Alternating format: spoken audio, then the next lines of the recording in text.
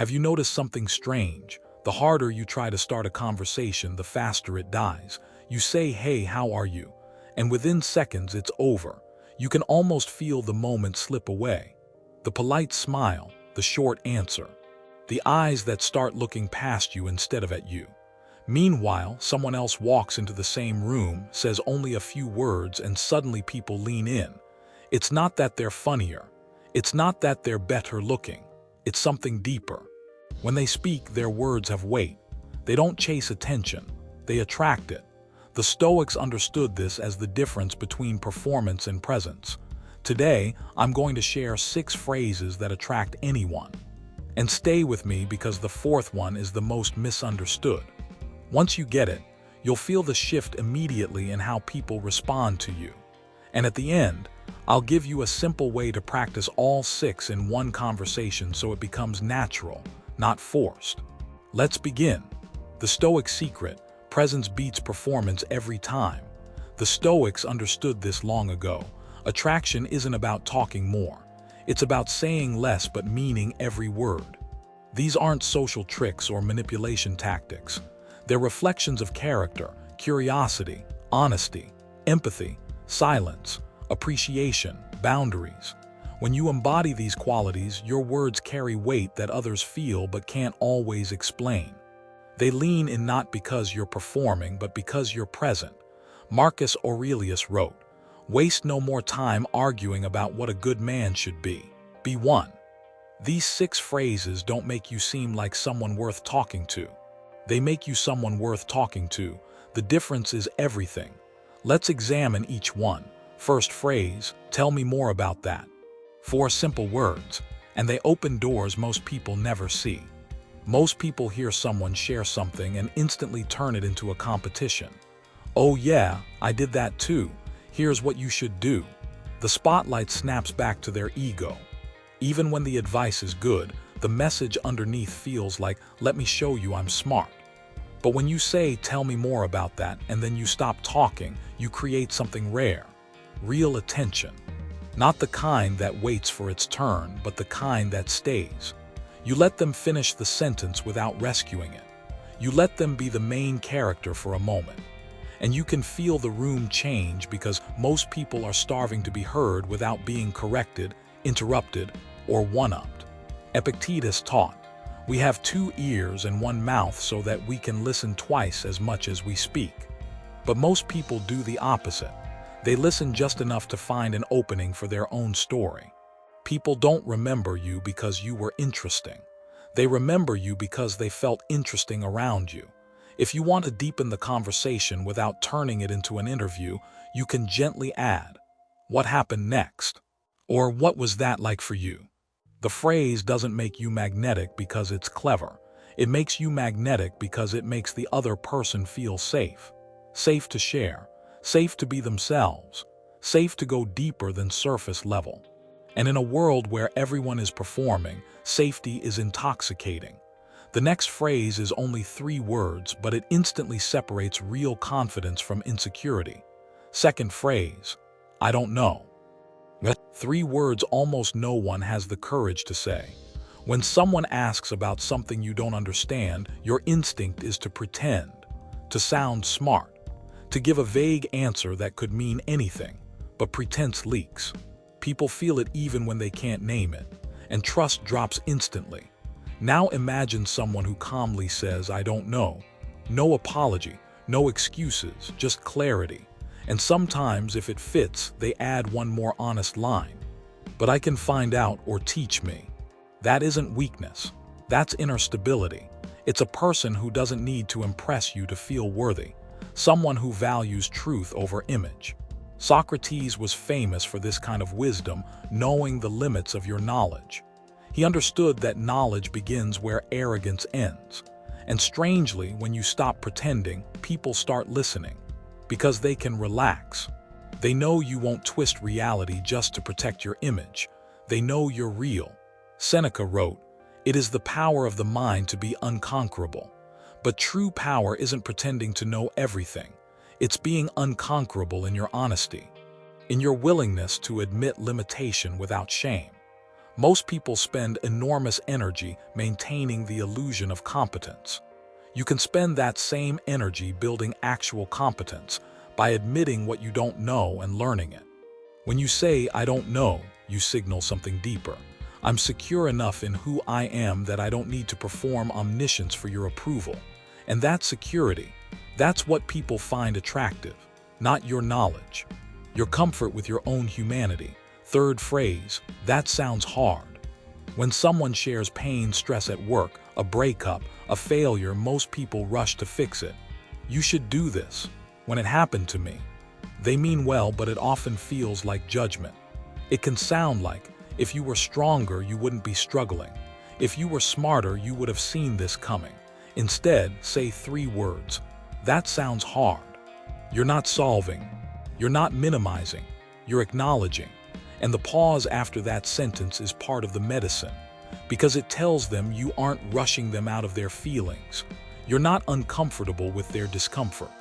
You're not trying to fix them so you can feel better about the conversation. Marcus Aurelius understood this deeply. He wrote, "The best revenge is to be unlike him who performed the injury." But he also knew that the best support is to be unlike those who dismiss pain. Stoic strength isn't cold. It's controlled. It's being gentle without becoming weak. It's holding space for someone's struggle without needing to rescue them from it. When you validate someone's experience without trying to fix it, you give them something rare: permission to feel what they're feeling without judgment. A safe space to breathe. And people come back to the places where they can breathe. They remember the people who didn't make them wrong for struggling. If you want to go one step further without taking over the conversation, you can ask, "Do you want advice, or do you just want me to listen?" That single question can save relationships. It shows you understand that sometimes people need solutions, and sometimes they just need witness. And you're secure enough to let them decide which one they need right now. The next phrase is where most people fail because they fear the quiet. This is also the moment where many tune out because they think they already understand it. Don't. Give me 1 minute here, because this is the hinge that makes the other 5 powerful. If you miss this, the rest becomes just lines you recite. Fourth phrase, silence. Yes, the fourth phrase is silence itself. Most people panic the moment a conversation gets quiet. They fill the space with nervous words, random stories, forced laughter.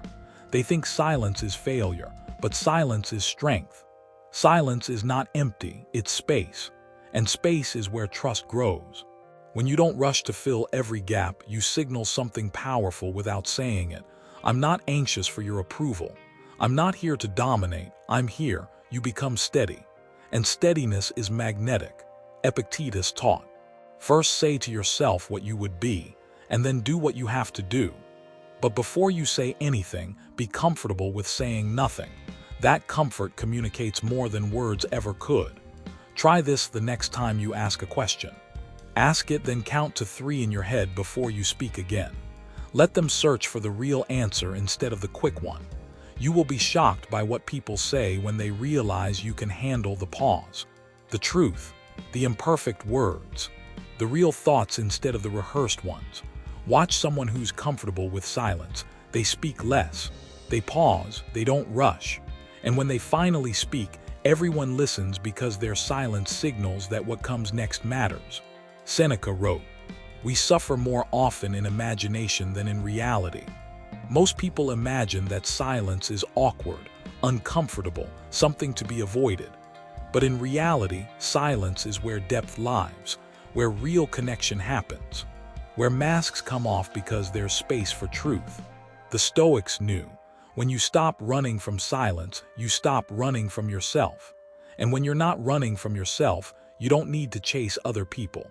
Your comfort with quiet becomes their comfort. Your peace becomes contagious. And suddenly, you're not just having conversations, you're creating space where real communication can actually happen.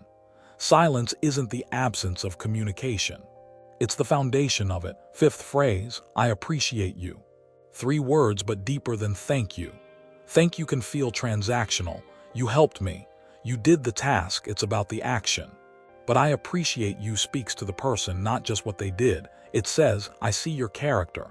I see who you are beyond what you produce for me. Use it when someone shows consistency, loyalty, kindness. Not often that dilutes it, but sincerely. And when you can, make it specific. I appreciate you for being reliable.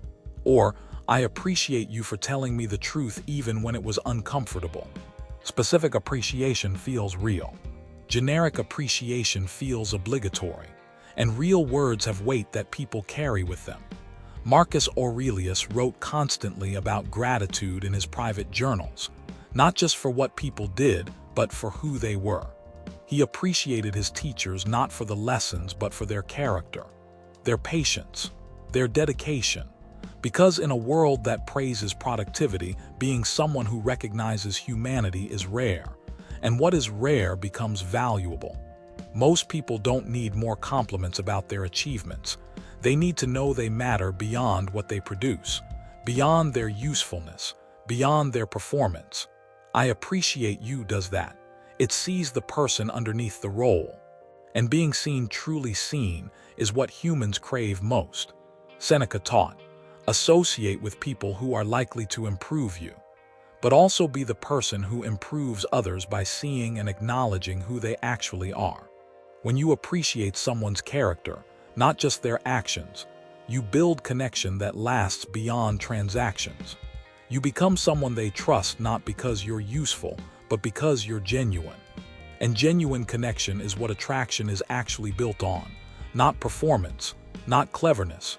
Genuine recognition of another person's humanity. Sixth phrase, no. The hardest word to say, and the most freeing word to master. People ask for your time, your energy, your attention. And many people say yes out of guilt, habit, or fear of disappointing others. They say yes quickly, then pay for it later with resentment, exhaustion, and the slow death of their own priorities. But every time you say yes to what doesn't matter, you quietly say no to what does. Your peace, your focus, your growth, your own goals and needs. And the quiet no you say to yourself is the one that slowly drains your life. Watch someone who has learned to say no. They pause, they consider. And if the answer is no, they say it calmly. No apology, no long explanation. Not because they're cold, but because they're clear. And if they want to be respectful, they keep it simple. No, I can't. Or no, not this time. Boundaries with dignity. That's the formula. Marcus Aurelius ruled an empire, yet he constantly said no to requests, opportunities, and obligations that didn't align with his principles. He wrote, "You have power over your mind, not outside events. Realize this and you will find strength." Part of that power is protecting your mind from obligations that fragment it. Your no is protection. Your boundary is self-respect. And self-respect is attractive, because when your no is real, your yes becomes powerful. When people know you say no when you mean no, they trust your yes actually means yes. You're not agreeable out of weakness. You're committed out of choice. Epictetus said, "If you want to improve, be content to be thought foolish and stupid." But I'd extend that. Be content to disappoint people who expect you to say yes to what harms you. Boundaries don't push the right people away. They filter them in. The right people don't need you to be available at all times. They need you to be real. And real means having limits you actually enforce. The word no is complete. You don't owe anyone a dissertation on why you can't do something. You just can't. And that's enough. Here's the mindset that makes all 6 phrases work together.